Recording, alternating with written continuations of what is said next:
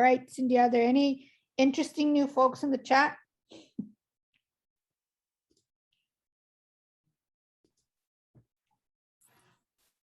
Here. Well, we do have some new special guests, and we also, Kelly's in the chat. She's here from last time, and she's a friend of the project. So excited to see here. And she wants to build some good lessons for Latinx Heritage Month. So thank you, Kelly. And I guess we'll keep on introducing our guests as they present. Yes, well, all right. Just give people 1 or 2 more minutes to introduce themselves if they would like to in the chat.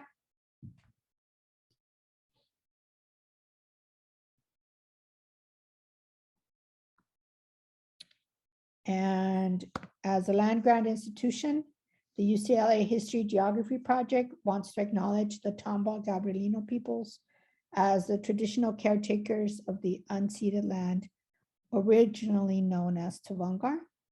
My family ancestral lands are in the in what is now called Mexico, the Huichol and the Mexica. And I recognize that I am a settler on the land of the Tomba. And I can only hope to be a good caretaker of the land as they were in the past. And before I forget, I want to say thank you to Mark and Cindy who are here today from our team. Our director, Daniel Diaz, is not available, but I want to introduce myself. I am Amparo Chavez Gonzalez. I've been an educator for 30 years. I've had the pleasure of teaching 3rd graders through college students. And I identify as a Chicana for a lot of historic reasons, but also because I feel very connected to being politically active and supporting civil rights movements across the United States and in the world. And this helps me identify and be close to that. It does not mean I don't call myself a Latina, Mexican, Mexican-American, all those other things. This is the one that I hold dearest to my heart. Mark and Cindy, you want to introduce yourselves? Yeah, so I can go next. My name is Mark, and I serve as the program coordinator for the History Project. So I've seen a couple familiar faces, so thank you for joining us today. So for this Latinx Heritage Month, I've reflected on my own labels, and the one that I feel like has been the one that aligns with me is Latino. Both of my parents are Mexican, but I feel like Latino was the label that felt right to me in terms of just how overarching and just like, I felt like it was the easiest way to like reach across cultures and like recognizing the, that Latin America is not a monolith, but like, just the different various like backgrounds that you will find there. So I just felt like that's why I use it. And then Cindy.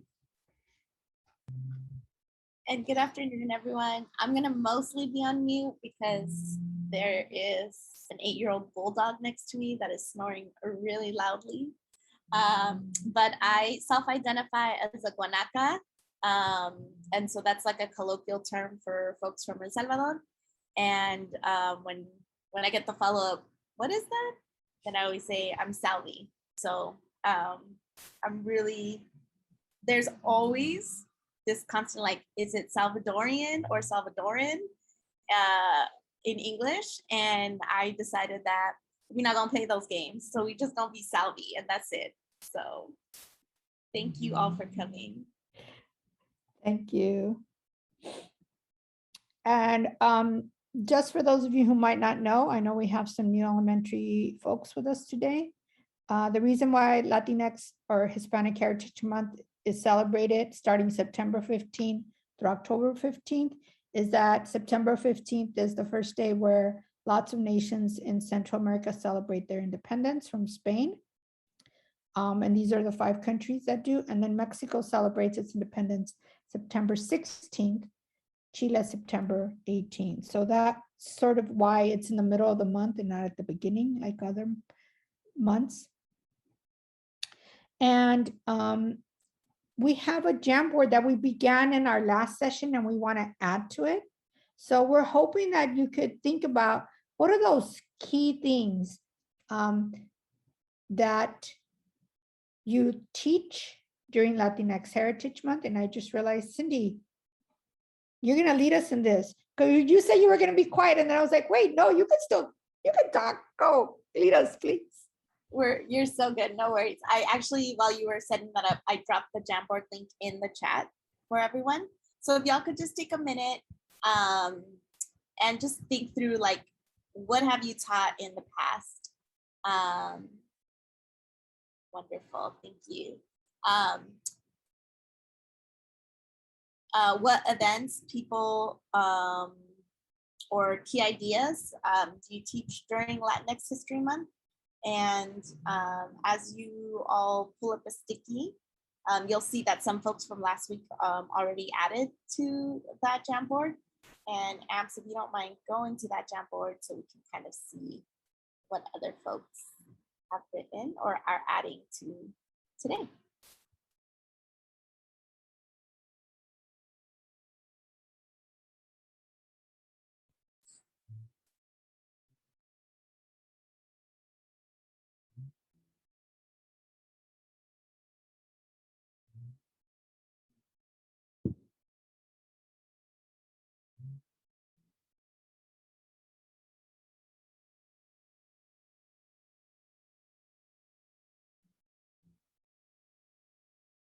And thank you, Kimberly. I see on the chat.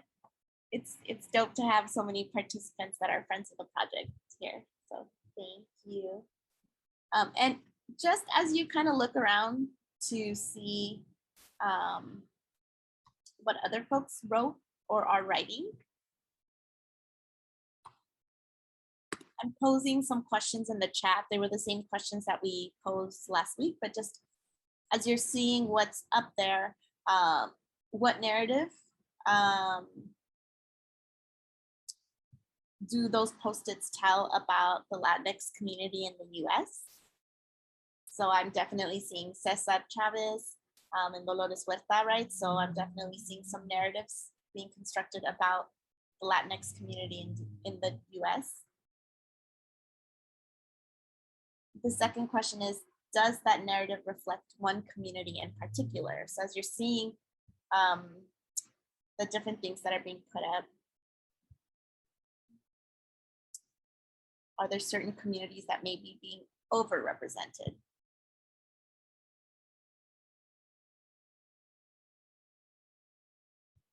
And then just a self-reflection question. So does what you teach reflect the heritage of your students? So as you're thinking about the communities from which your students come from, the ethnic, the different ethnic communities, does what you bring up during Latinx History Month reflect the history of your students?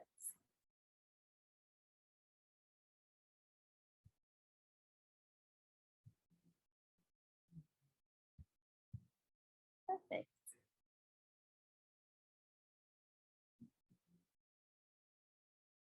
And for the folks who are interacting with the Jamboard for the first time this week,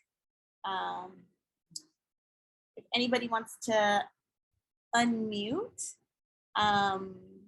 we would love to hear what you all are reflecting on as you're seeing all the answers. So any of those questions that you see in the chat, if anyone wants to unmute and answer.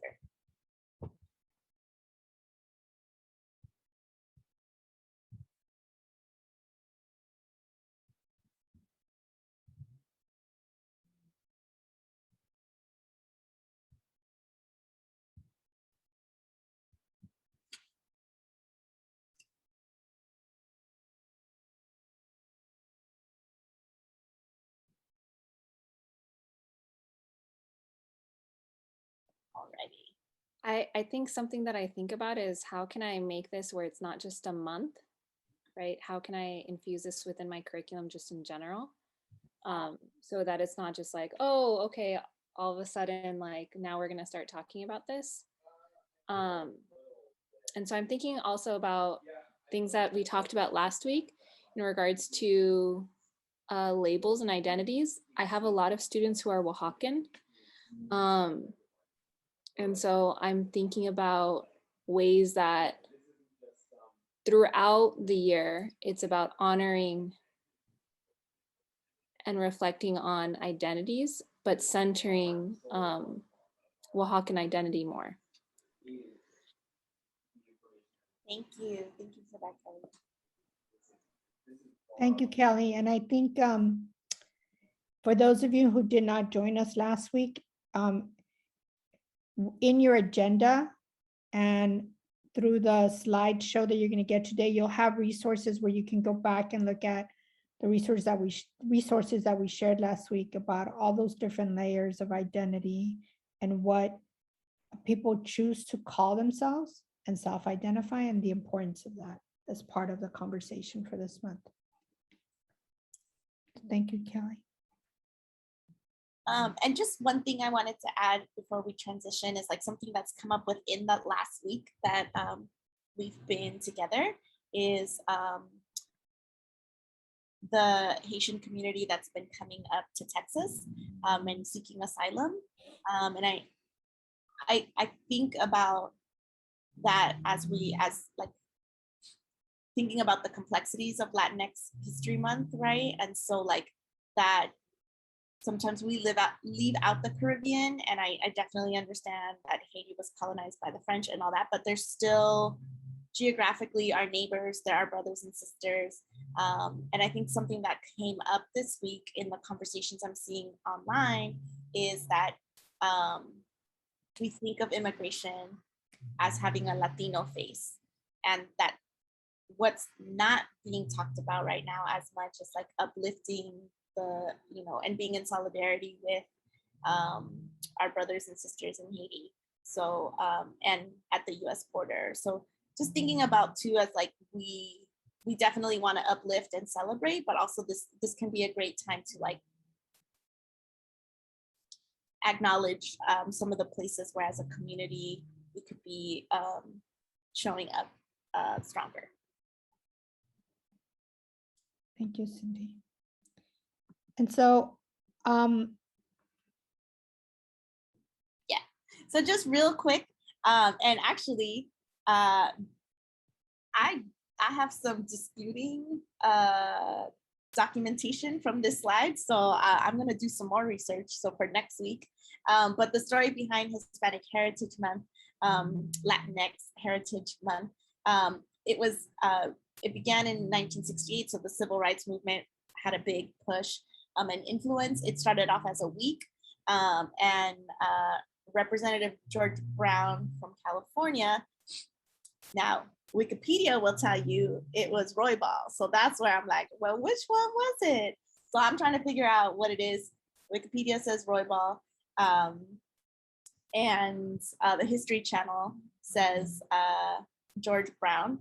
But it was expanded to a month in '88. So Representative Esteban Torres petitioned for it to expand beyond just a week. And I was today years old, even though I heard Daniel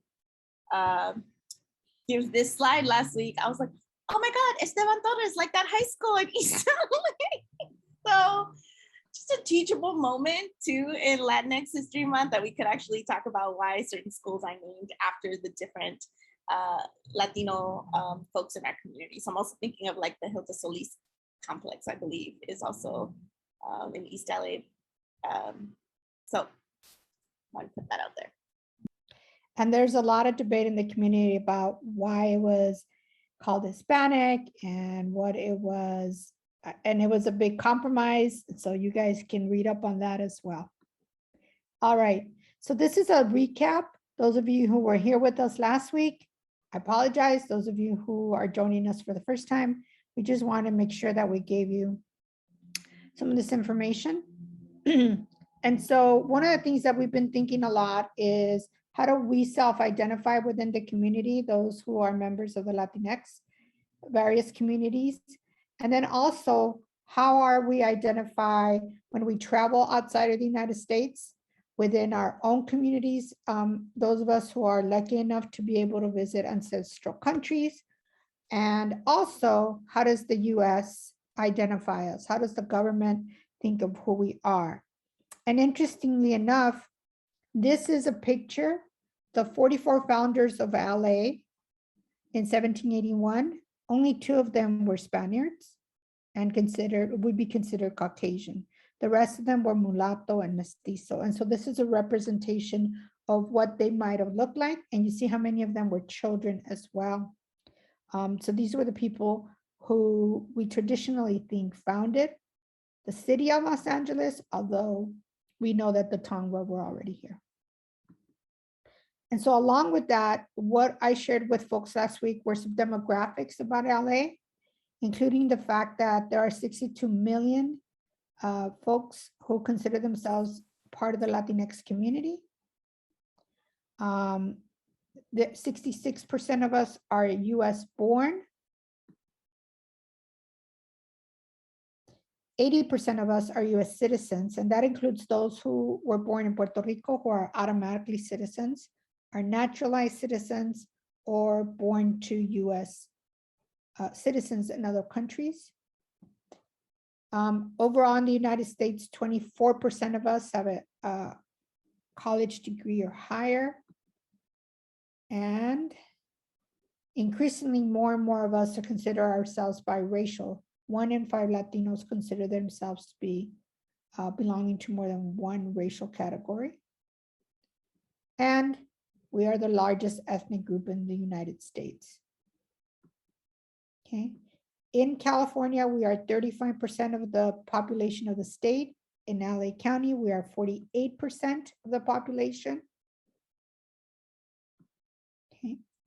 And yet in California, we account for 1/10, a little bit more than 1/10 of the unemployment.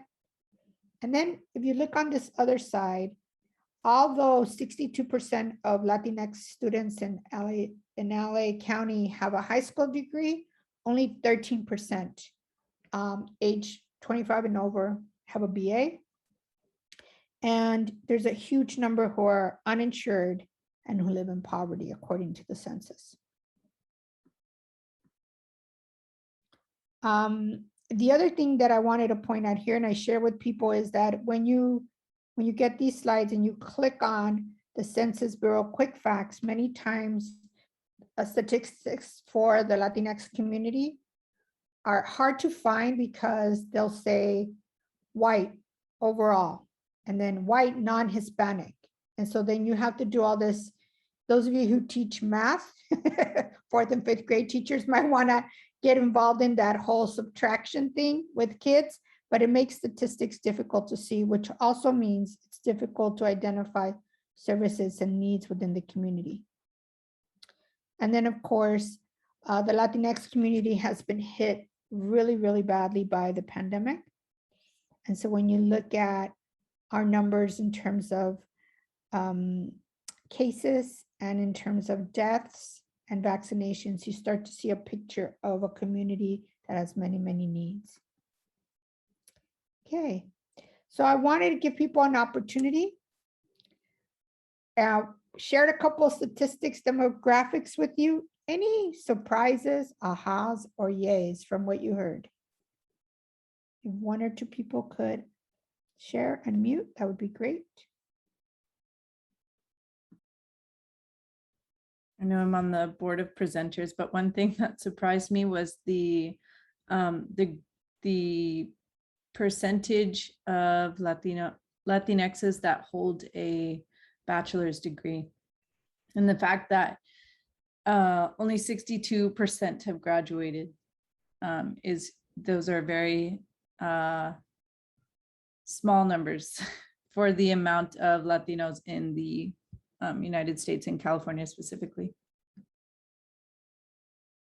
Thank you, Maya. Anyone else?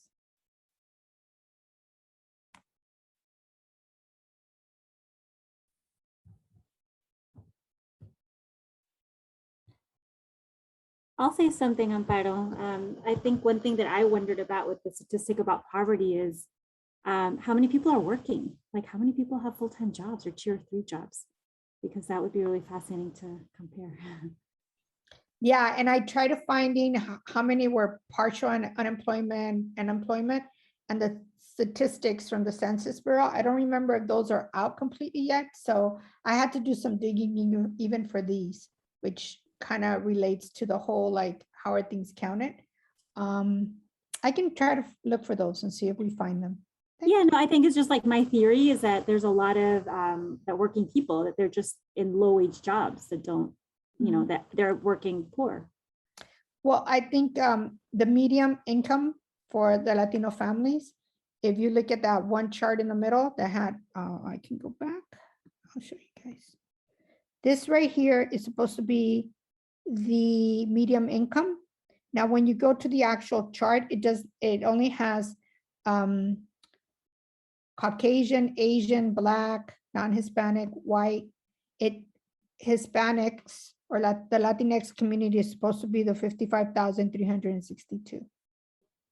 But there's no category that identifies that as the Latinx community in California, even from the Census Bureau, which starts to show again, right, that the numbers get conflated with others, and it's hard to discern what is really going on within our community at times. Thank you, everyone. So again, this is a review. Those of you who are joining us, thank you. I see a couple more people. So usually what happens in our classrooms, right? We get a lot of students who get a lot of geography, a lot of country studies that are not within the US. We get, Daniel calls these the big three, right? People study these big artists that are from Latin America, Diego, Frida, maybe Pablo Picasso, maybe Dali. And then the other thing that they get a lot of is these holidays and celebrations and foods, right? And so kids think that everyone in Latin America eats tacos or burritos. They think everyone celebrates Dia de los Muertos, which certainly if you're from Mexico, you probably do, but not to the same extent that people think. It's also a growing holiday in Mexico. And then kids are left with these ideas that like Latin American history ends in the 1700s, 1800s, right? And so they have these images of pyramids and maracas and zarapes and sombreros, and that's kind of where it ends for a lot of them. Because a lot of teachers don't feel comfortable talking about what has happened in the 20th century in Latin America, talking about the income disparities in Latin America, talking about some of the dictatorships that have happened and the revolutions and the resistance. And so it's hard for teachers to know how to approach those topics. So kids kind of end up with this truncated view of Latin America. When we think about what gets taught within the US, and don't get me wrong, I love Justice Sotomayor and Dolores Huerta and Cesar Chavez, and I have had the honor of meeting Cesar and Sonia Sotomayor. What happens is kids get taught about Cesar and Dolores in the first grade, in the second grade, and the third grade, in the fifth grade, and the eighth grade, and the 10th grade, and the 11th grade. And so we keep on repeating the same stories over and over again. If kids get a little bit of music, they get Celia, Tito, and they might get some mariachi music, and that's what's taught. And more young people are finding out, and rightfully so, about the walkouts and the suit riots, and again, the grape boycott. And again, it kind of leaves these three instances in time and doesn't have more of the history of other instances and other people within the community that students should know about. Okay.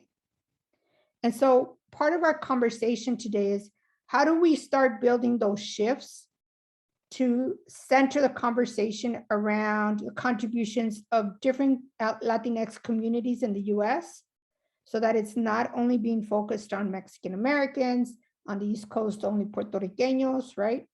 In Florida only Cubans, but then also to look at those contributions of the students in your classroom and in the countries their families came from, but also here in the United States, as well as those times where the communities have done much.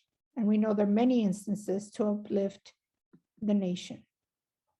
So what I propose to you is that you think about how do you complicate, localize, and celebrate the Latinx communities in the United States, right? So even if we're talking about teaching about Costa Rica, how do we look at naturbanas, right? Naturbanas are these forest, green trees, and urban places that are building green landscapes to help fight the environmental impact on the ozone layer. And there's young activists like Sofia Hernandez Salazar. Just even showing kids a picture of this modern, this is the capital of Costa Rica, right? And then when we talk about some of those Latinx civil rights leaders, we have people like Wendy Carrillo, who's one of our Central American activists here in LA. She's correct me, right? She's a state representative, Cindy, am I right? And there's other folks historically like Ana Maria Lopez, who helped the suffragists in California get the right to vote in 1911. She was critical in getting those who were Spanish speaking to come support the effort and to vote. And we believe that she was the first teacher at UCLA of Latina heritage. And then Edward Roybal, who also has a high school named after him. Cindy just reminded me, right? He was one of the first Mexican-American representatives of the state, and then I believe in Congress. And then looking at lowriders as art, right? The community art that's has sprung up, and it's a huge deal now. And murals throughout LA. This is the Great Wall, which is in Sherman Oaks. And then the picture there of the art is from Carlos Almaraz, who is one of the fathers of the Chicano muralist movement, right? So I want to open it up. We're not a big group. What is this bringing up for you? What is this making you think about? What challenges are you anticipating as you think about approaching this way of thinking with your students? I'm just going to open it up for people.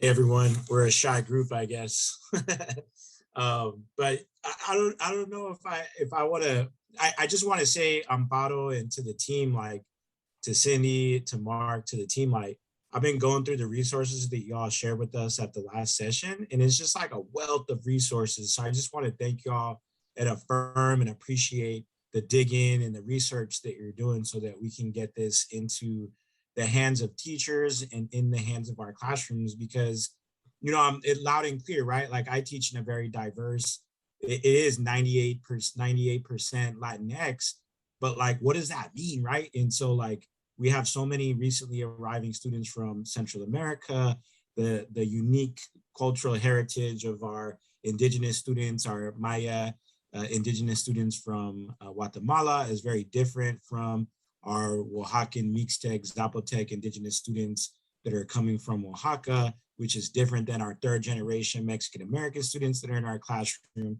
different from our Garifuna students who are coming from Honduras. And so it's like just reminding us to do our research and to make sure that the stories that we're telling are not essentialized, but are these diverse and complex stories. And so I just appreciate that reminder and these resources to help us do that. Absolutely, Ron. Go ahead. Someone else is going to speak.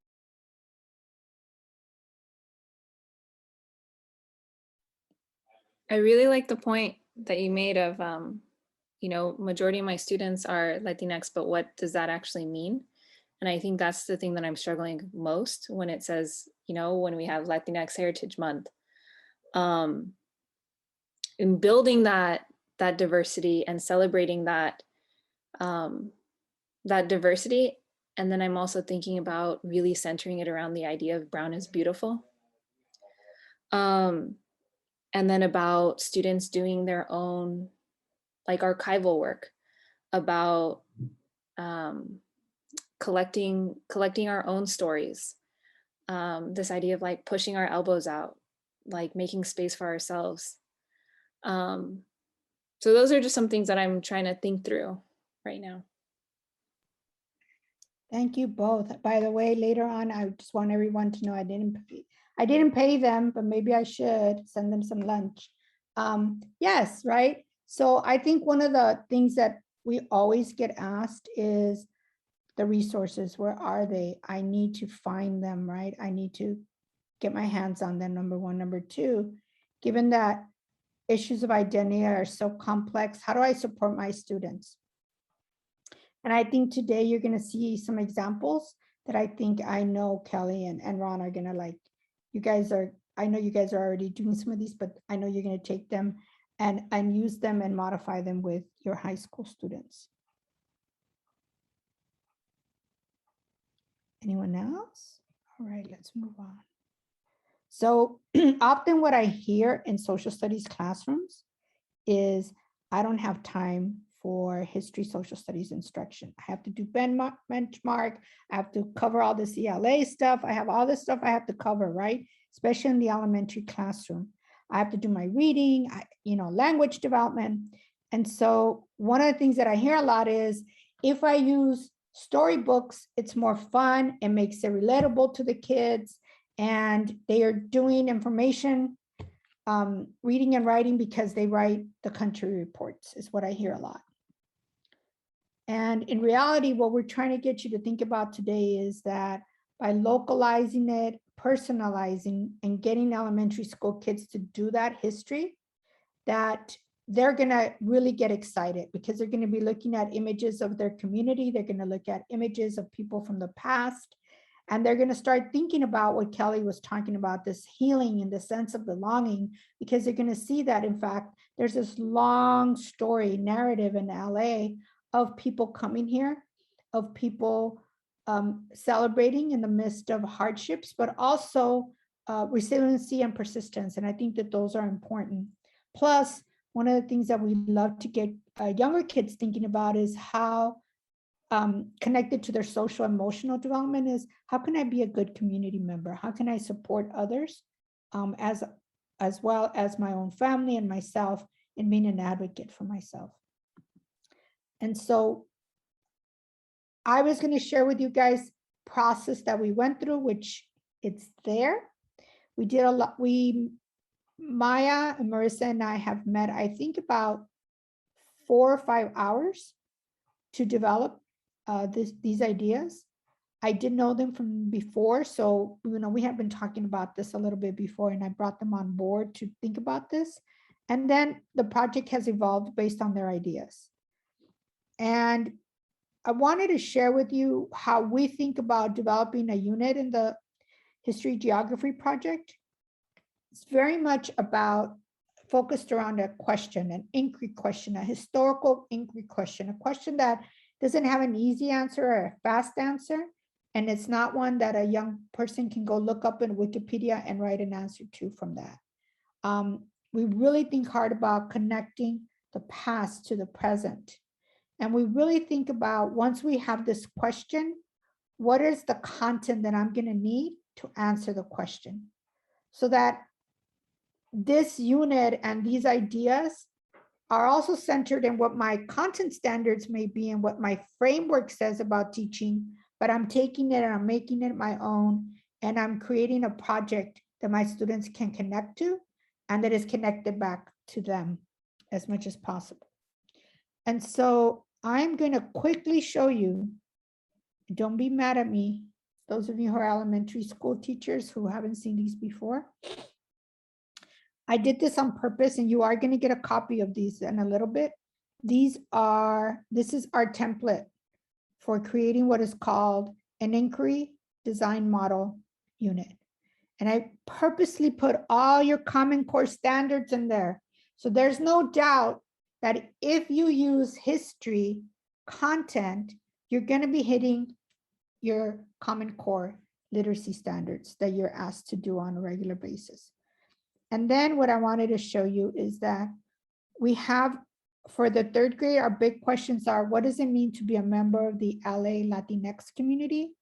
And how do LA Latinx food workers and industry leaders reflect the brilliance and resiliency found in our communities? And based on that, we came up with 4 chunks of the unit and the questions that go along with them. And then what you're all going to get to peek at in a little bit is going to be the many resources that, along with Maya and Marissa, that I found and that we developed together. And the same thing with the 4th grade, right? The 4th grade teaches LA history. And so there, we decided to connect the inquiry question to music and social justice, right?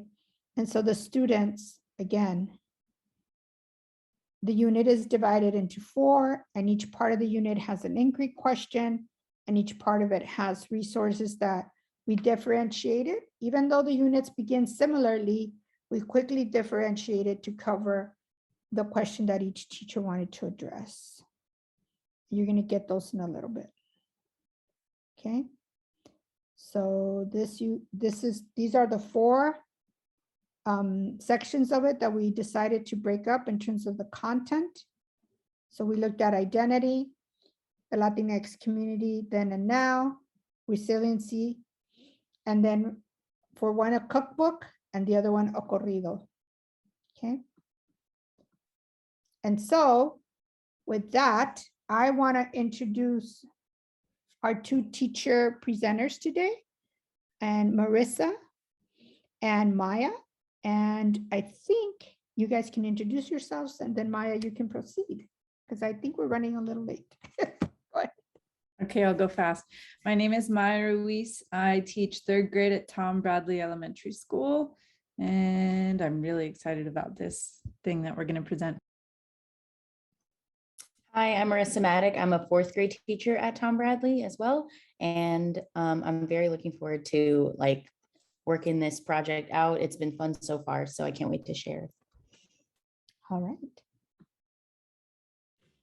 Okay, like I said, I'll go fast, but it seems like we may have a few more high school teachers than elementary, but I'm not sure. But I think everything that we created is really malleable for any level and any group. So we started, what I started with my class was family interviews. It was,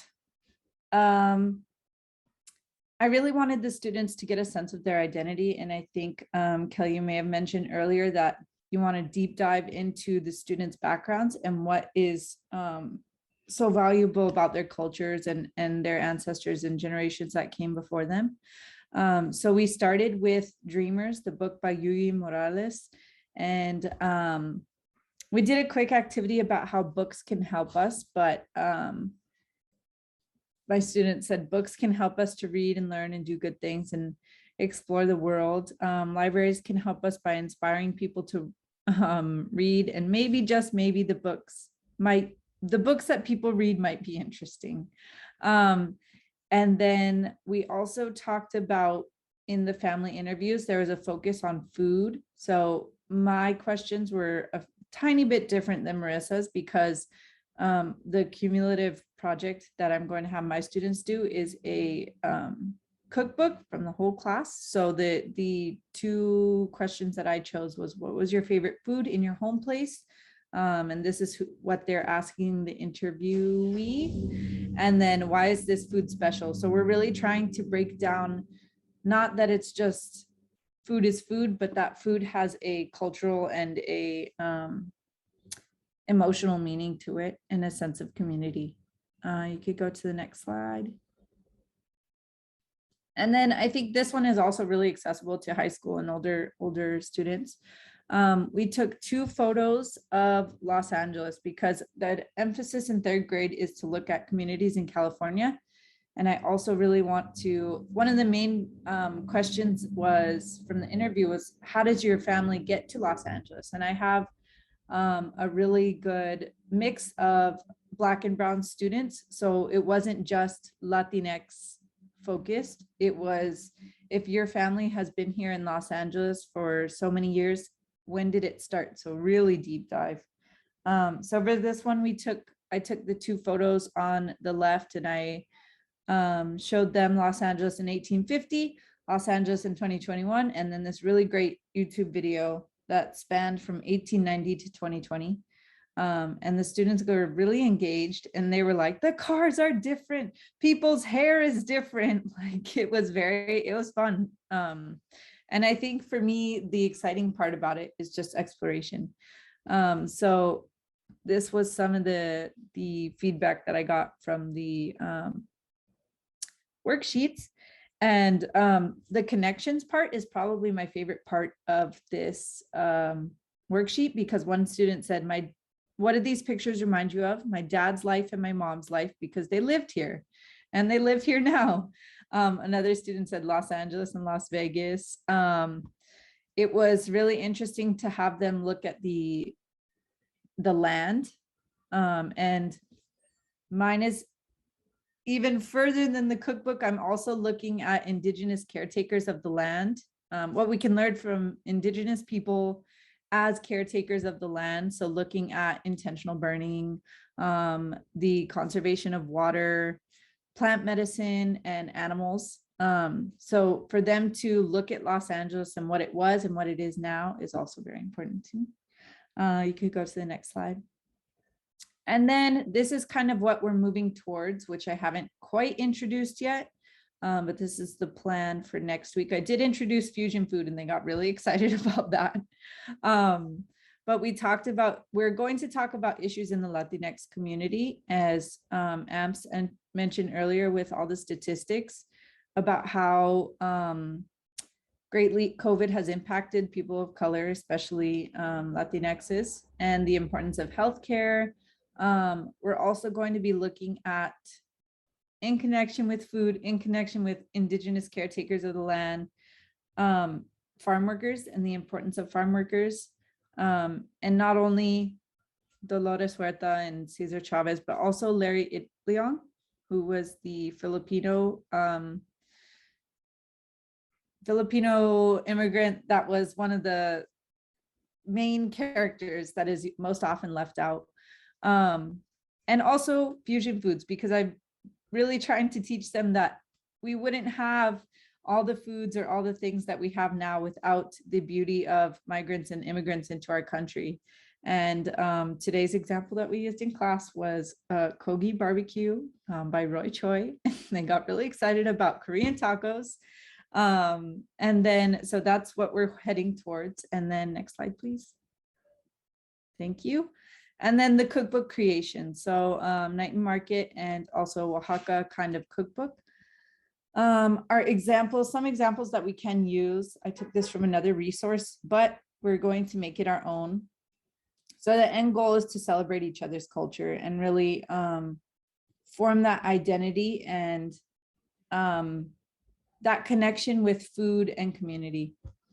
So if the outside may look like a composition notebook or a collage or maybe a binder with sheet protectors, we still haven't figured that out, but it's in the works. Next slide, please. And then lastly is the template for the cookbook. I think this would be really cool. I remember doing one of these in 8th grade myself, and it was very exciting. And the fact that we had a hard copy of what was important in that time, what was important of the moment. It's sort of a preservation of generational wealth of food and culture. So the template for this is, basic ingredients, step-by-step recipe, but also the recipe background is going to be the main focus about who taught you this recipe, where did it come from, and what memory is attached to the recipe. How does this represent your family and culture, and it goes back to the family interview. So if all works out well and everything goes smoothly, I'm hoping that the students and the families and everyone gets to see this connection. And it's also really important for me to involve the families in this project. Thank you, Maya. And now, Hello, everyone. All right, so the inspiration for the lens that my class is taking was to integrate music in the curriculum to build community and also to validate and celebrate identity, to bring love and joy into the classroom, analyze current events surrounding immigration, and celebrate the impact that Latinx musicians have in society, and then to connect to future units. And for African American History Month, I'm going to also do a type of like music integration. So I want to start that now so that we can build on that in coming months as well. So we started this last week with the stories of our family, similarly to Maya, where we started with Dreamers. And I absolutely love this book. Students love the illustrations, the story behind the book, and it really connects with starting with the interviews of a family member and just like their journey of coming to the United States or coming to Los Angeles, or just their journey in Los Angeles if they're from here. So with the interviews, there were similar questions to Maya's, and then the last two changed to like kind of fit with the lens that we're looking at Latinx Heritage Month with. So they asked their family members, is there a song that means a lot to you? And why is this song important to you? Next slide, please. So this is an example of a student interview. Students could either record a video or write down responses. So I was glad I got a video. And this is my student's dad responding to those two questions. And it's in Spanish as well. Yeah. ¿Hay alguna canción que significa mucho para ti? Sí, la marimba. Okay. Esta es la última. ¿Por qué es importante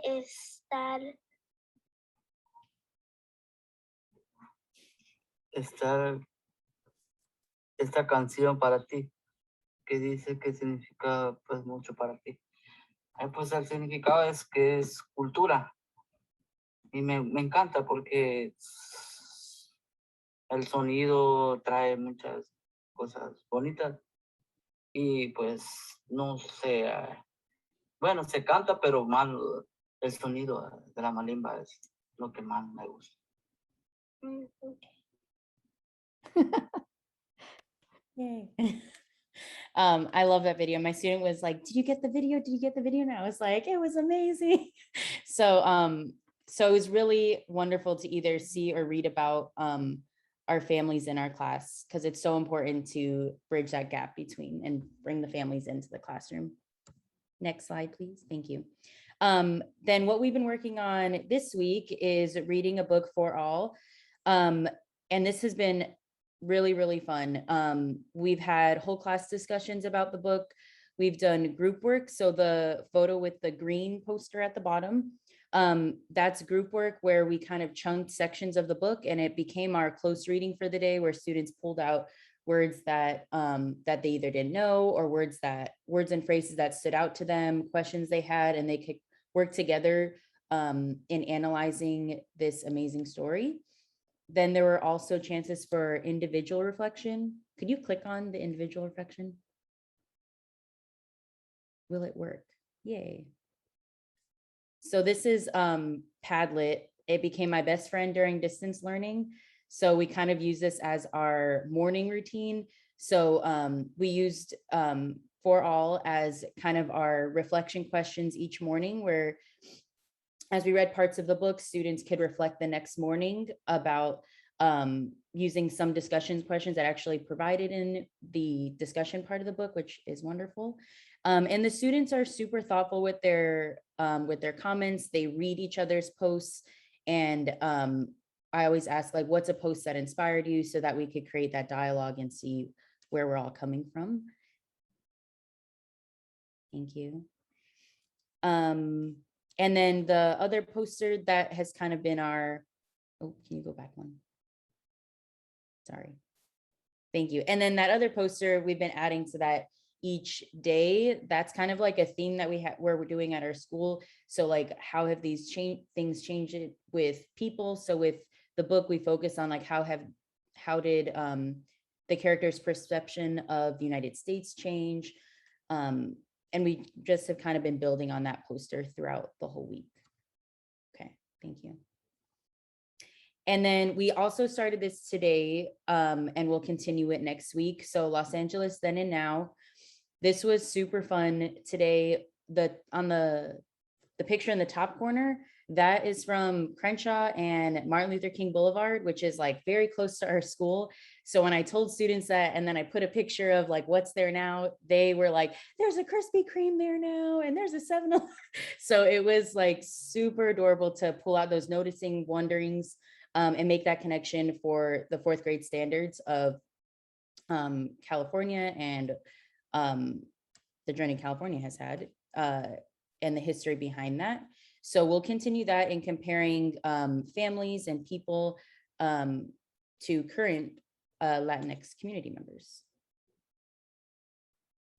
And then this is what we have not done yet. So this is what I hope to do in the next few weeks, where each day we'll have a song of the day, probably as our morning routine, where students can discuss what do you hear, feel, what instruments do you hear, and what do you think this song means? And also like, what does it mean to you? And then students can look at the lyrics and pull out some power words that are standing out to them to share. We'll also look at biographies of musicians. I put a few up here, where we can understand like why they're writing the music that they're writing, the story behind that. And then also developing and designing an album cover for a singer or songwriter to reflect on how the Latinx musician is representing their culture in their songs, and then how are they being an example of a leader in the Latinx community. And then the culminating project is writing a corrido. So for weeks, I think it's going to take 2 weeks because it's I'm very excited to do this, but it's that writing time. I want to make sure that students get that time for that. So we'll break down what is a corrido, listen and analyze corridos, defining different purposes so that students can have a purpose to theirs as well. And then identifying the parts and patterns within corridos. Next slide, please. Thank you. And then this is the template that I created.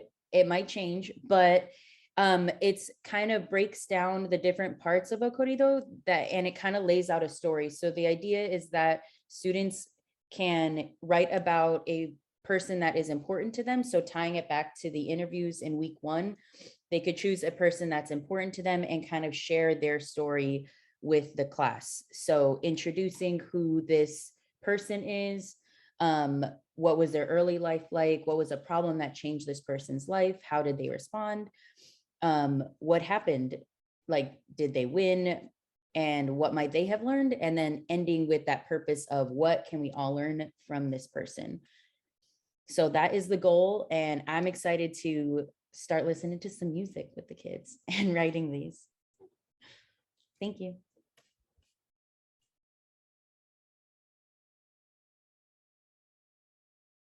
So you're on mute. That would be wonderful if I was not. What we're going to do is we're going to give you an opportunity to take a look at these 2 units. And so I believe Cindy or Mark have put the links to them in your chat. And we're going to give you about 10 minutes to just read through them. What I've done is I've highlighted different pieces of the unit. If you want to focus on that or you want to explore any part of it, you may. And then we're going to have some conversation with Maya and Marissa and answer any of your questions and see what connections and things you're seeing in the unit. So, and this is also a good time for you to please get up, self-care, stretch, get some water. If you want to turn off your camera feel free to do so. I will set a timer and we will have some time to check out these units. Any questions?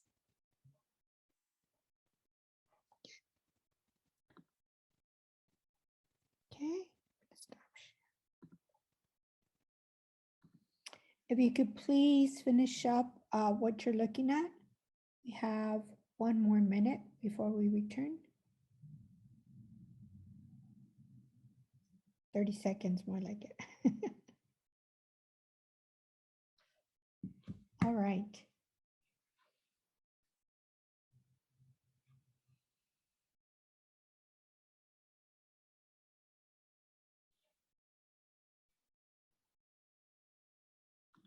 Right, and if we could all come back, I want to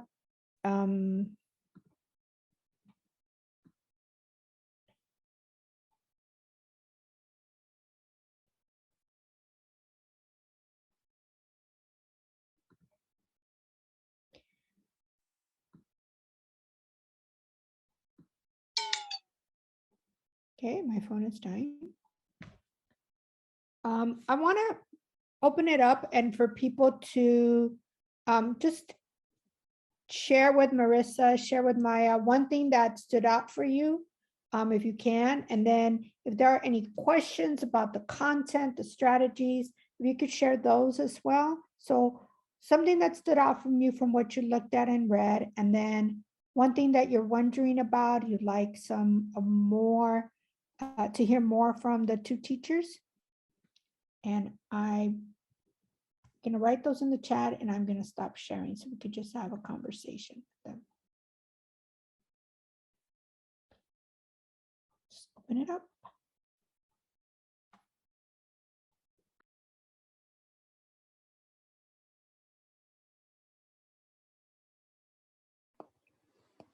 I just want to say I really like the buildup throughout. Like I was looking at the questions and I can see like how each of the questions kind of lead to the next one. And then just at the very end, and I'm looking at Maya's, where they're creating, like I'm at a point now where like by the time I get to the assessment, like I'm excited, like I want to create this cookbook and I feel like I have a deeper purpose as to why I want to create it. And then it doesn't end there, right? Like it ends with that informed action. Yes, and then it also, I don't know if I'm supposed to mention this or lead to it, but the cookbook also goes to Indigenous caretakers of the land, which isn't part of this, but it's like a way to incorporate studying where we came from in our identities throughout the year and not just in this 1 month. And it's not necessarily Latinx, it's more geared towards Indigenous peoples, but yeah, I appreciate that. It is hopefully flowing as well as it's written on the paper. And there is an angle that kind of circles back to where we started.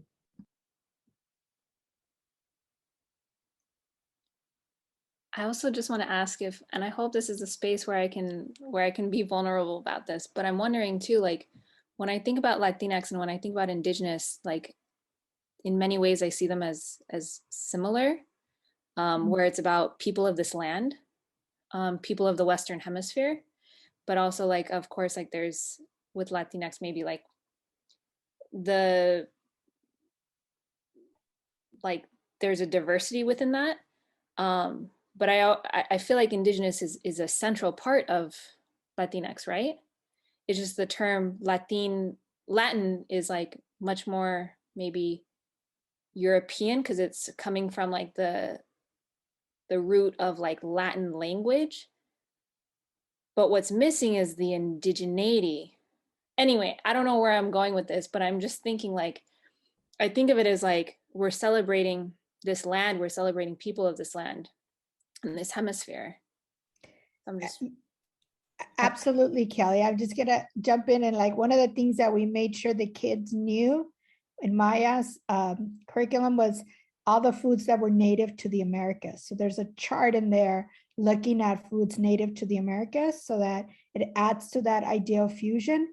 I think that at the same time that we want to acknowledge that many of our ancestors were indigenous folks and First Nations in parts of Latin America, we also want the kids to get to the point where they realize that that's not necessarily the case in LA, right? That many of us are not members of First Nations.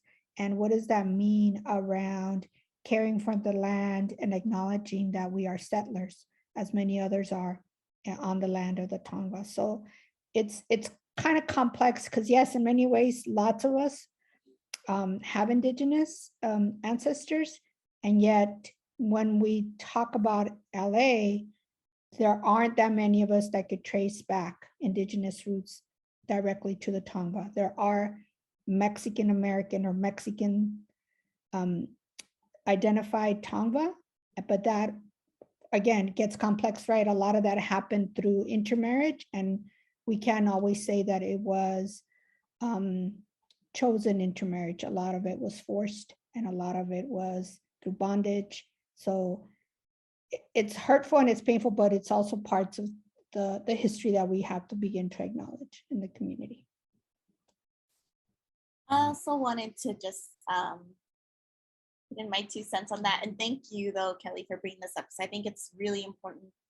I think I can only speak for the Salvadoran community. Indigeneity is something that we struggle to understand in our community in particular. The government of El Salvador had a big genocide that happened, but our genocide happened like in the 20s and the 30s. And there was, I can recognize that I have indigenous roots, but I'm not connected to them because it was a project of the state. So I've had to kind of piece that together on my own, but it's really hard for me to say oh, I'm Lenca or I'm Cacaopera, because I vaguely know that those were the folks that were in that region, but that's not necessarily something. And then there's so much complexity, specifically in El Salvador, about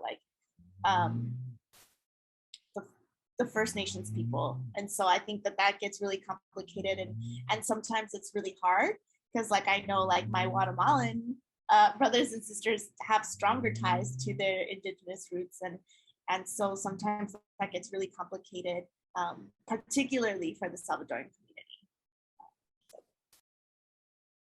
And then really quick to add back to that, I think that's why part of the big focus for that 3rd grade, and I think Marissa did it, I'm not 100% sure, but the map activities is to show we were a piece of land, not necessarily with borders, but we're a piece of land. And I think for me to centralize my teaching around the environment and going back to the land is something that we can all kind of celebrate as a whole,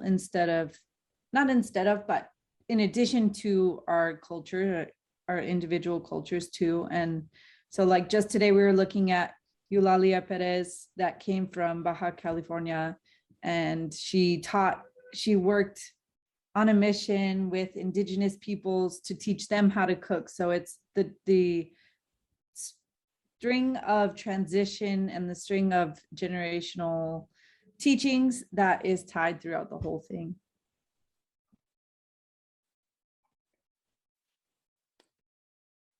Love that question. Anybody else? Things that stood out to you, questions? Yeah, I wanted to ask both Maya and Marissa. I thought I heard you mentioning when you were teaching about the demographics of your school. Could you remind me about what the mixed demographics is? So we have 60% of our students are African American, and then the 40% are Latinx. Okay. Yeah, so that's a part of my question. And so, I taught in a Black and Brown community for many years, and I was always trying to figure out well, how do you bring the topics that you have in both of your units, but have it inclusive for Black students of other races and ethnicities, Filipino students, etc. And so I was hoping that you can speak a little bit on that, right? So including Black students with migration stories, including Black students with recipes inside of this story, also about like Mexican, Central American, indigenous recipes. And can you help me to just understand how you navigated some of those dialogues and discussions, particularly around like creating corridos, and some interviews being in Spanish, some interviews being in English? I'd love to hear a little bit more insight from y'all on that. Well, with starting when we first got the interviews, there was a lot of my African-American students their initial statement was like, oh, well, my family's from here.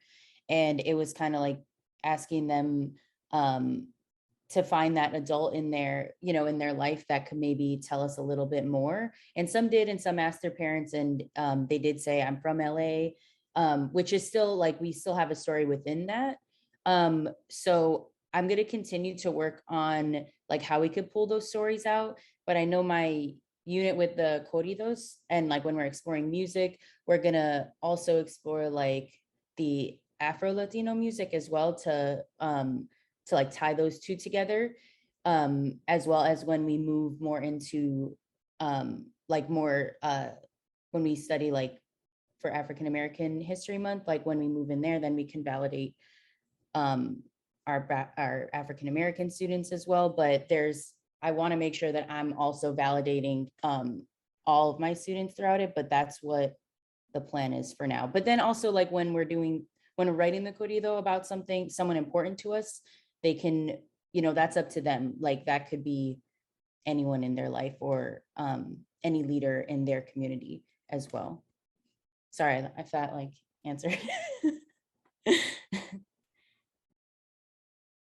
And then I think for me, I have a lot of Black students that came from different states. So Wisconsin, Virginia, and Tennessee are three of the students that I know of directly. So I really try to like draw, like whenever I'm giving examples, I try to draw on the students' backgrounds. I have families from Guam, Mexico, and then a majority of my Latinx students are from El Salvador. So the Para Todos book was really important for me to work in. But I think the option of choice is the way to provide access to all students. So the fact that they get to choose what their recipe is going to be is important. And the fact that they get to like choose who they get to interview is also really important. It doesn't have to be mom. It doesn't have to be dad. If mom and dad aren't there, it can be grandma, it can be auntie, uncle, whoever it is. So I think that choice is the main pathway to success and access. Thanks, y'all. I appreciate that insight, and just affirming like these are really dope resources. So I just really appreciate y'all sharing them with us. And yeah, I'm working with a teacher right now where we're writing migration stories, and a number of the students are Black in the class. And so we want to build in like a lesson about like the Great Migration, to also think about like how Black folks have migrated from different parts of the South, and build in like that context. But again, thank y'all for these resources.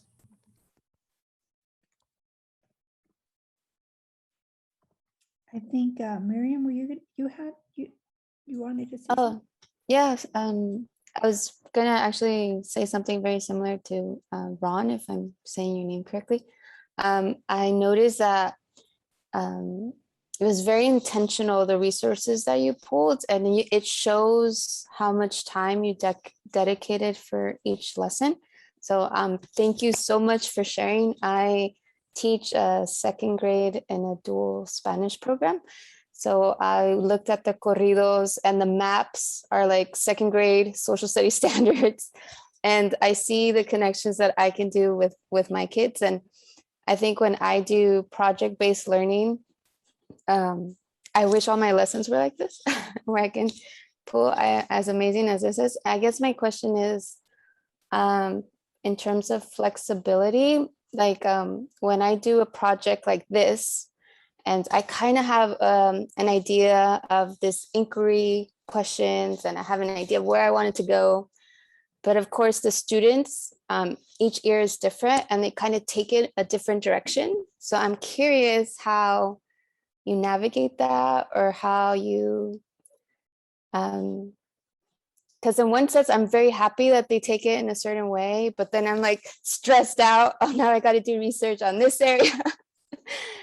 So I'm just curious how you navigate, or how you incorporate that student voice. I don't know if that makes sense. Sorry.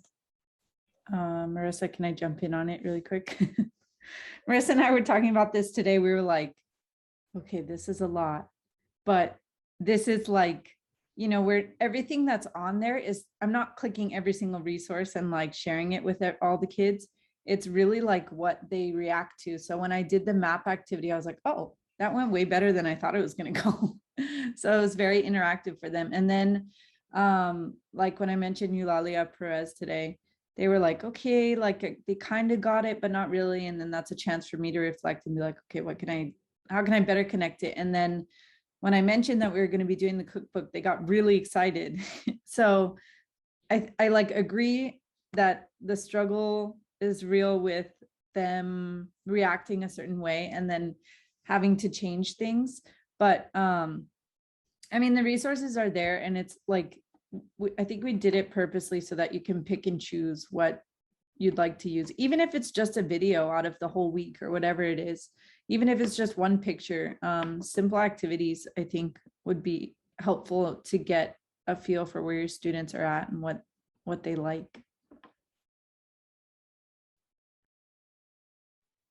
And then just to add on, like in the directions that students like might take the project to, I think that like, I haven't started implementing the corrido writing yet, but thinking about like, it is like going back to what Maya said, like that choice is really important. But if they choose someone important to them, like to me, that's good. Like they could do that. And then as well as like providing options for like the different biographies of like Latinx musician leaders. So I think I totally agree with you that they could take it in different directions, but I think choice can help navigate that, where it's, or like open-ended, right? Where it's like they could choose what's important to them and then to go from there. I am really excited to transition now. We are so lucky that we have the author of the book Para Todos, which we emailed to all of you, here with us today. And so I want to invite Alejandra to talk to you about her book. And you can tell me when you want me to move the presentation along, Alejandra. Thank you. And please introduce yourself while I get the slides ready. Sure, thank you. Thank you so much, Amparo. And then, oh my gosh, it's such an honor to be here with you guys. When I wrote this book, that was the dream, is that it would be a tool for educators. So it's like literally a dream come true. So exciting, so exciting. I'll tell you a little bit about me and like how this book came to be. So there, it's kind of like different streams of my past came together. So one is I've been an immigrant worker advocate for the past, over 20 years. And just to tell you a little bit what that means, because it's not like super obvious profession, but I mean, it's meant a lot of things throughout the years. I worked at the Garment Worker Center in LA, basically, organizing sweatshop workers and, doing the more traditional kind of like corporate campaigns. We had a big campaign against Forever 21 for years, where, it's like the picketing and the court case and that whole thing to get a settlement, wage claims to get people back their minimum wage, that kind of thing. I've done a ton of advocacy just to kind of get laws that protect workers, and then a ton of advocacy to get them enforced, because there's usually no political will to actually do it. And then, a lot of education and training with immigrant workers. So my work now, that's mostly what I do. I do education and training with domestic workers and day laborers and janitors and housekeepers and farm workers on what their rights are and, what resources are available to them if they're not being respected, and work with the work organizations and the unions and anyhow, and also do some research also to kind of lift up workers' experiences and voices. So that's what I mean when I mean immigrant worker advocate. So that's been like a big part of my life. And I think it's really formed my worldview. You know, I think a lot of times, like if you ask people like, oh, like what do you know about, you know, immigrant worker rights, it kind of stops with like Cesar Chavez and Dolores Huerta. And it hasn't really made it into the mainstream that there's all these amazing historic things happen like with the leadership of immigrant workers in the labor movement. And I mean, I could talk to you for hours about some examples, but I'll just tell you one thing since we're like on the subject of farm work and the kind of the food thing. So there was a bunch of workers in Florida, agricultural workers, mostly Mexican immigrants, that were growing tomatoes and, you know, all the bad conditions that you can imagine. And I mean, it took 10 years of marches and organizing, and they were able to get like all these allies. They got all the university students to support them. And then eventually they got all the big like retailers that buy their tomatoes, like Whole Foods and McDonald's, like all the big ones, to basically commit to only buying tomatoes from places that like respected the workers and had good working conditions. And they got it so that like the workers themselves are the ones who are the monitors and determine, you know, are they being met or not. So anyway, just to tell you that there's things like that. And I could tell you so many more just from California that to me, they're like just as amazing as like some of the things that happened, you know, back in the 60s. But and I see it, right? I see it every day, but I don't see it come to the classroom and I don't see it come to the children's books. So that was like one big thing, is that I wanted to bring those topics to the books. The other is I was also a public school teacher in LAUSD as well. And I was in a few different schools, but kind of my most formative experience was in a school where it was like the principal really let us just go crazy with project-based learning and interdisciplinary stuff. And so we were really like, I was also like really pretty much a curriculum developer, you know, it was a huge part of what I did. So I have like a really expansive sense of like what you can do with a book, you know, like I use books to do units that included dance and poetry and writing and, you know, journalism and anything. So I think that really kind of informed me as well. And then I'm a parent. I have currently a 6th grader and a 2nd grader. And so then honestly, it happened just kind of out of desperation. It was right after Trump was elected. And I just didn't know how to channel all the outrage and all the kind of the hopes and dreams that I had for my own kids and for students. And so I actually wrote a bunch of books, and then not knowing, like, I know no authors in my life. I have no skills, I had nothing, like starting from scratch, just thinking, well, if nothing else, this will be for my kids, you know, and like my friends' kids. And, you know, fast forward 4 years later, I kind of figured out, hooked up with this small kind of independent press. It's very mission focused on, you know, these kind of issues, and was able to get it published. So that's why this book exists.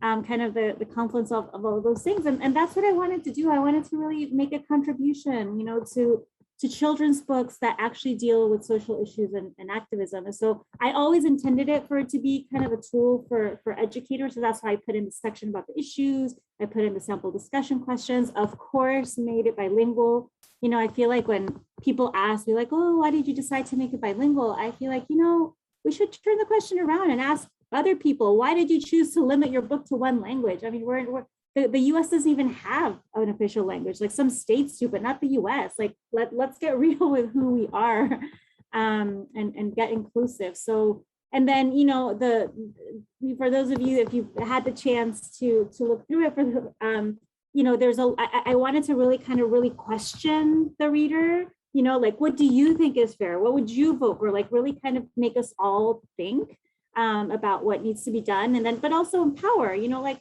your voice matters, your story matters, you know, like there's people out there that you can join up with. So I know it starts out kind of very, very sad and tragic, but I see it as actually a very hopeful book. I feel like a lot of other books, they kind of drop off with oh, this experience is so hard. And I kind of try to pull it all the way through to like, yeah, but we can change it. Like there's hope, there's things for us to do. So so that's just the background. And can we go to the next one, Empire? Thank you. So the other thing that I noticed is kind of a gap. So I feel like there's more and more beautiful books about like the immigrant experience, you know, the Dreamers is a gorgeous example of that. And there's more and more, like, even just from all the varieties, right, of refugees and immigrants from all over the world. So I feel like that is like pretty solid, but just the experience part, not so much the rights and the policy and the social justice, just the experience part. And then there's like all these books about civics and activism, but most of them, like even the one, they're mostly for the older set, like more high school, which makes sense. But you know, the little case studies and the examples they give you, they're usually not immigration reform. You know, there tend to be a lot about climate change and other, like, again, really important things, but just that I noticed that gap.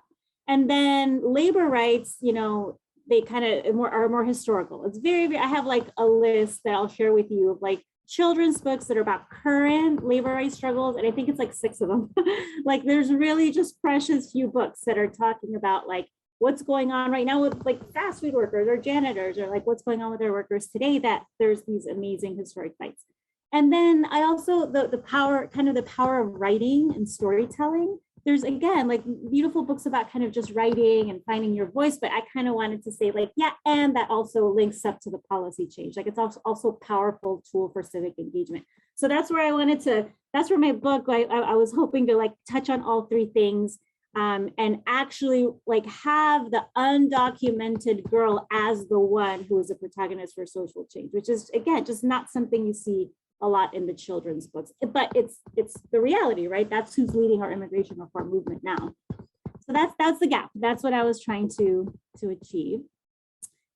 So I mean, you know, you could, this book, you know, I think it's like it's simple language and it's a simple story. It's a children's book, but I really jammed it in there, like all the possible on-ramps for like what you could do with it.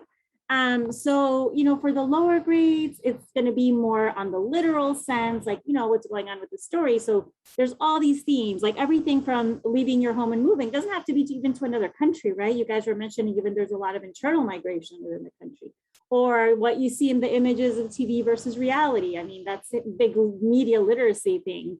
You know, what it's like to be in a new school or learn a new language, you know, how you deal with teasing, you know, what it's like to have your parents working hard and they're not home because they have jobs that, you know, have long hours and or money pressures.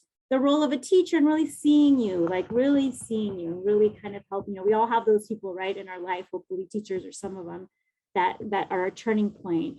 How, you know, connecting with others, that you realize, oh, others are in the same situation, and just how healing and empowering that can be.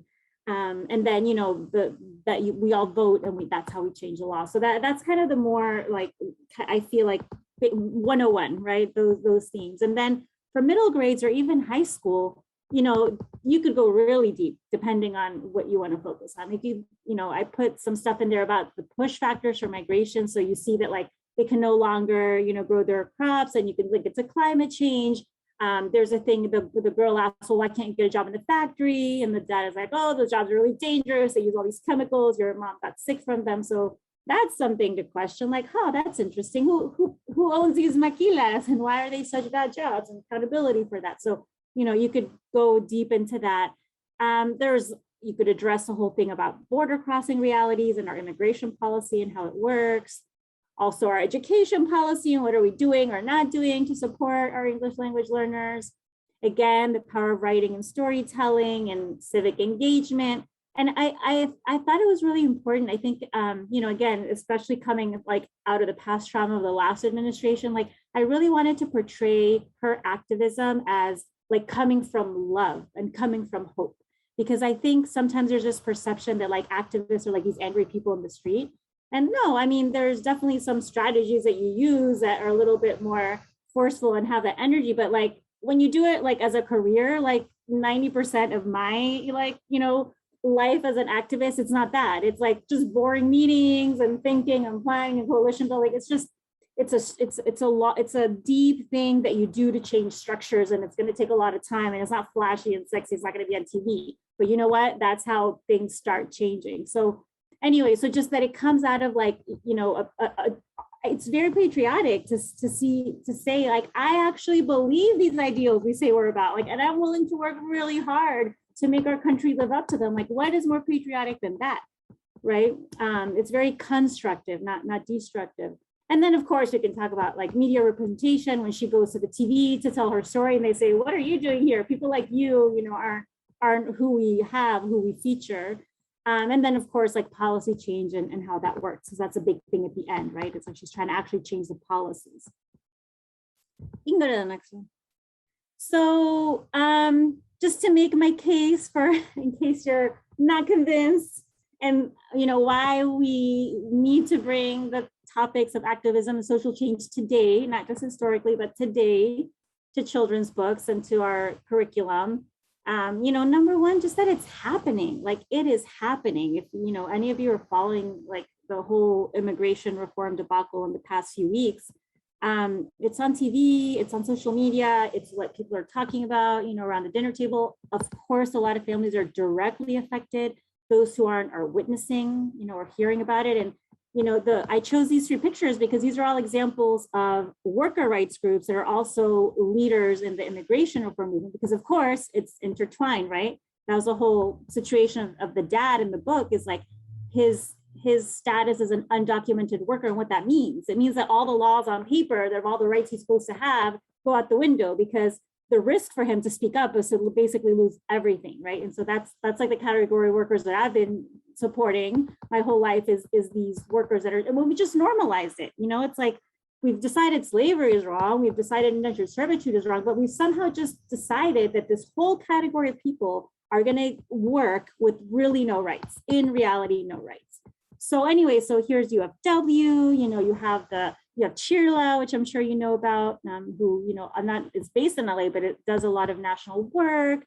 There's the National Domestic Workers. There's the National Day Labor Association. They're all in DC. They're marching. They're meeting people. Like they're movers and shakers. So like, how can we not cover, one of the most important social movements of our time that is at the intersection of immigrant and worker rights?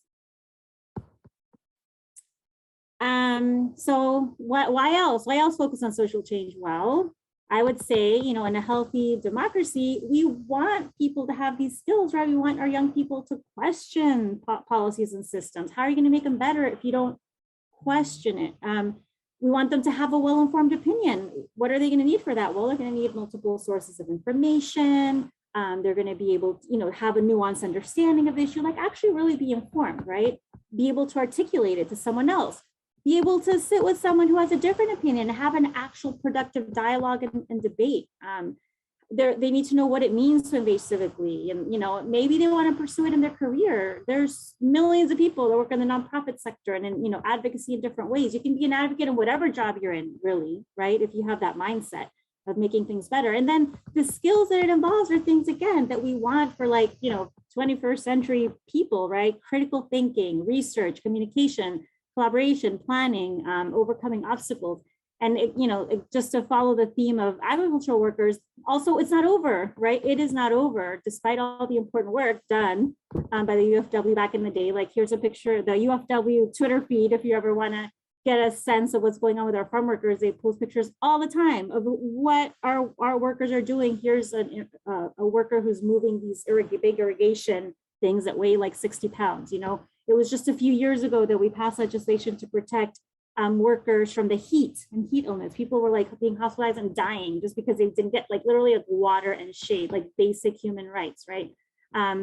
Anyway, and then just the other picture that was on the bottom, that's also from the UFW Twitter feed, that this is actually a big defeat that just happened a few days ago, where the governor vetoed this bill that would have made it easier for farm workers to organize by voting in secret, casting secret ballots. So again, to make the case, so much is happening right now, good and bad and inspiring. And so I feel like we just have, I wish we had more, right? More resources that we could bring it in and inform our kids and inform ourselves.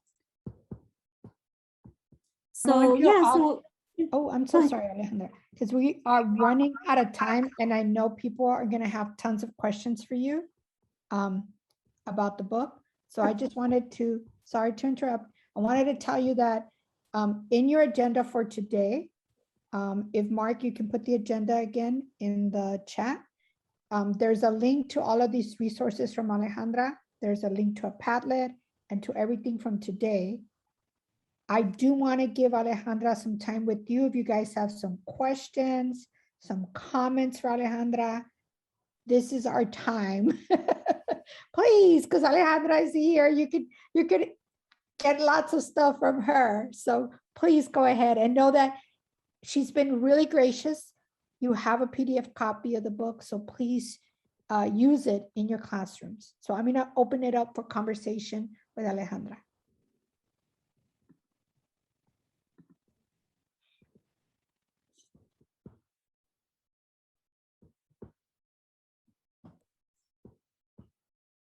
just a comment as you were talking, and I think because it comes up a lot in ethnic studies work, is like the concept of intersectionality.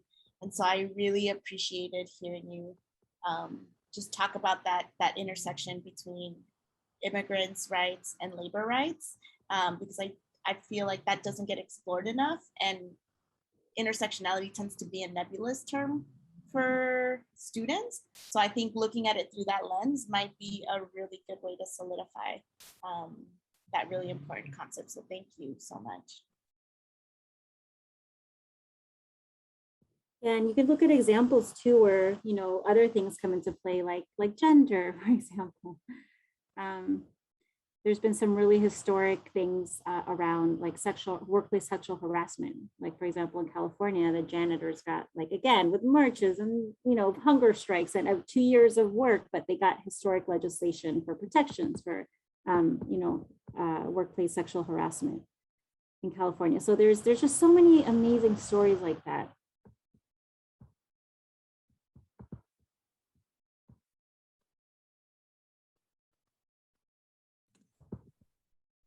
Alejandra, just wanted to thank you for offering the book to us and for the context. Could you help me to understand what, I know I saw your slide about like early grades and middle grades, which I thought was really dope in thinking about where to use it, but what grade level do you think this can fit in, or what grade span do you think it fits well with? Yeah, that's a really good question. I mean, I guess it obviously depends on your students and it depends on your objectives. You know, with, like I mentioned, like with my second grader, if I read it with him, he gets the story, you know, like it's a little bit more literal, and there's a lot to explore just with that story. But I think the kind of with the older folks, you can like make those really rich connections again to like history, to, you know, policy, to kind of what's happening today, to how they can get involved. So it depends on what you want to do with it. I've read it with middle graders, and I thought, oh, they're gonna think it's too babyish because of the rhyme, and, you know, it's like a picture book format, and they were like riveted. And that was where I got the idea for the things about the issues, because like a couple of little guys came and said, oh, is this real? Like, does this really happen? And I was like, yeah. And they said, well, you should put like something in there about what the real issues are. So I think it sparked a lot of questions, you know, and curiosity, because again, it is like tied to real life. So that there's a lot of like older, mature stuff that you can bring in. Thank you. I read it with my students, and they were very interested in her story. And they're like, wait, she had to leave? And then it's like you said, it sparked that conversation of like reasons that real life situations, reasons that people have to leave their homes. And I think it was a really valuable conversation to have, and just to plant that seed and let it grow and have them discover on their own. Thank you, Maya.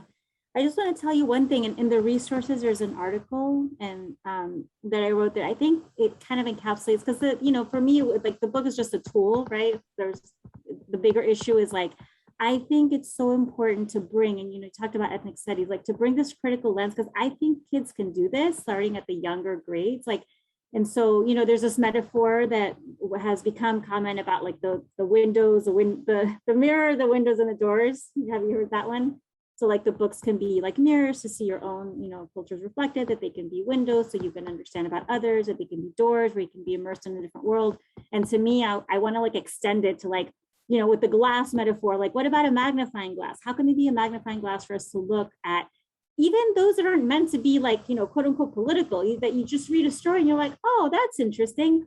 Was it just this random thing that this thing happened to this one person? Or is there some system and policy and institution that is going to keep replicating this until we change it, right? So it's kind of like magnifying glass to really look at their world and ask that question. And I just think that's so powerful. I think when you teach kids that, like, they can't unsee that. Like, they're going to go through the world asking those questions, like, who benefits from this? Who doesn't? You know, and how do we change it? And I mean, I can't think of a healthier thing to teach our kids if we want a different future than like that skill set, you know?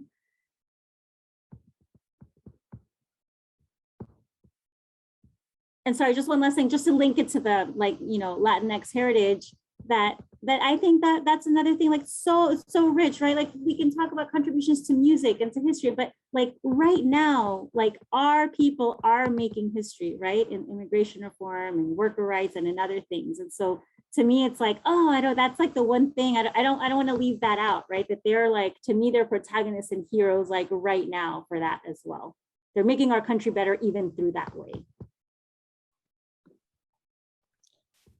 Thank you, Alejandra. That's a wonderful segue. Again, I didn't pay her for that. So we wanted to get you thinking a lot about how do I shift? How do I reimagine, right? What I teach about Latinx communities in the US, and how do I use books that connect to reality? How do I use primary sources, which are really important in history, to get the critical thinking and the conversation going? And how do I get my students to see this connection with history from the past to today, right? In terms of the people who are growing their crops and cooking for them, and the folks who are creating music and helping them to celebrate their communities. And so we know that we're running out of time. So one of the things that we wanted to invite you to, if you want to shout it out as we leave, we call it shout outs, despedidas, and till next time, a shout out to something that you're taking with you today about how you're going to reimagine what you teach and how you approach Latinx Heritage Month. A shout out to another person that you heard today, our speakers, however you would love to end. And I do want you to know, Mark, if you could put a link to the agenda one more time. That link, that agenda has a folder with materials, Alejandra's materials, today's session, and it has a link to a Padlet that while you guys are shouting things out, I'm going to share for everyone to see.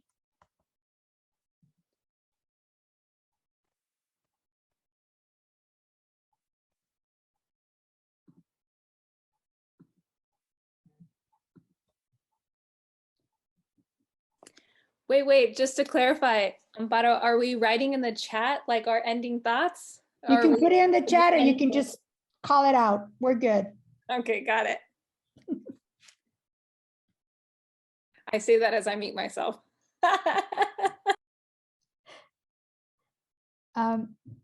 We wanted to share the Padlet with you, and I will be adding Alejandra's materials and anything else that we did today. So please check out that Padlet. It's for you to play with and use. So I'm going to end and stop sharing so I can see all of your beautiful faces. And we can say hasta luego.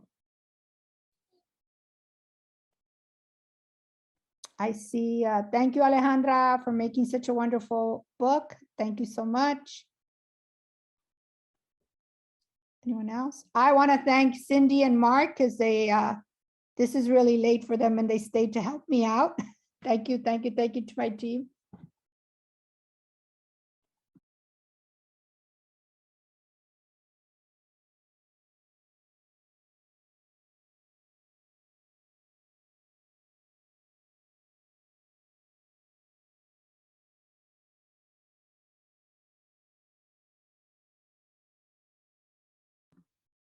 On that note that Kelly wrote in the chat, yes, this is an ongoing series, and so please come back next week. Next week it'll definitely be targeted more towards the upper grades, but that's still like we can always pull and make things fit for our stuff. And then the last week is about teaching Central American history. So so excited about that.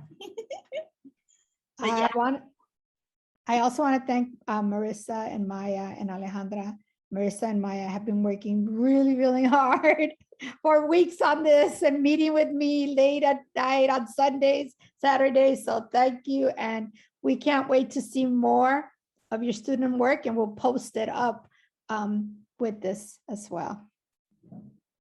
Thank you, Amparo, for all your help with this and resources and everything. Yes, thank you. Thank you.